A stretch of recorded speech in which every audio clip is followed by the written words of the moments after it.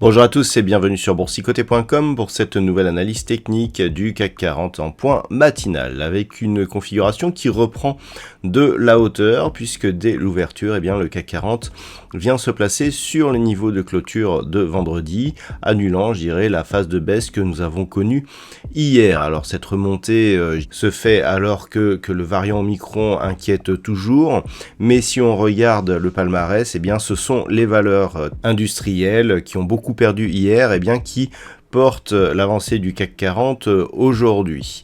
Du point de vue des indicateurs techniques, nous sommes dans une configuration qui est assez hésitante. Alors on a un petit retournement haussier ici au sens des histogrammes du MACD, mais avec une amplitude relativement faible et un RSI ici qui se trouve aussi à proximité de sa zone de neutralité, donc pas énormément de signaux directionnels sur cette configuration. Par contre, on a un signal chartiste ici qui est assez intéressant, qui est un peu plus visible sur l'unité de temps daily. On le voit ici, cette bougie avec une conviction baissière affirmée. On a ici une bougie avec de l'ombre portée sur la partie inférieure. On est parti de très bas, on a ouvert un gap et on clôture plus haut. Ce n'est pas une bougie d'hésitation, mais dans le sens où est formée cette bougie, ça n'invalide pas la configuration.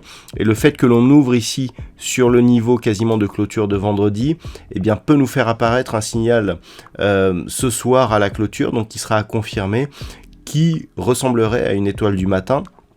Pour cela, il faudrait que les cours clôturent à proximité de la zone des 7015 points sans franchir la zone ici des 6895 points.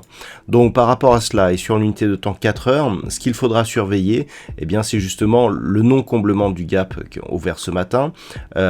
Si possible que cette zone des 6895 points reste support et que l'on vienne ici à proximité, voire clôturer ici au niveau de la zone des 7015 points.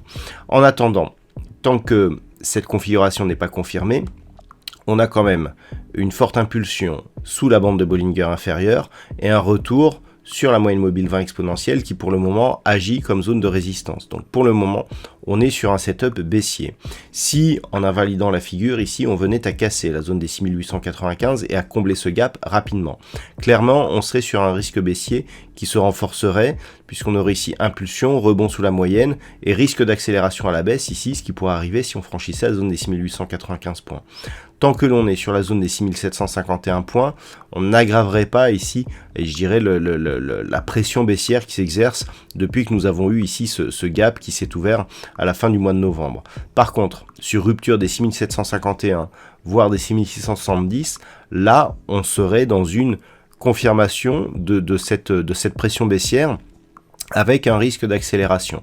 Donc, si les cours restent ici au-dessus des 6895 points, on peut espérer un retour ici sur la zone des 7015 et globalement ça irait dans le sens d'une possible reprise haussière. Par contre, si les cours franchissent ici cette zone, on surveillera un possible rapprochement ici sur la zone des 6751 points et en cas de franchissement, là effectivement la pression baissière deviendrait relativement forte.